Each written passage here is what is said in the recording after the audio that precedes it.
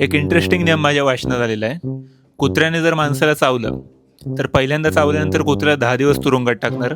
तेच कुत्रं जर माणसाला परत चावलं तर त्या कुत्र्याला 20 दिवस तुरुंगात टाकणार.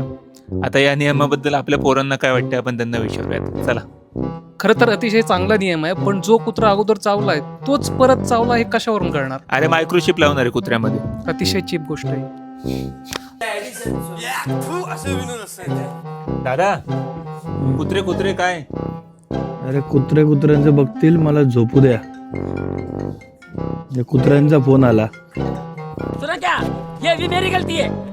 काय काय? अरे आपल्याला कळलं, पण कुत्र्यांना कसं काय कळणार हा नियम आहे ते? काही पण. पण हा नियम महाराष्ट्रातल्या कुत्र्यांना लागू आहे का? तर भटक्या कुत्र्यांची संख्या नियंत्रित करण्यासाठी प्रयागराज प्रशासनाने हा नियम जारी केलाय.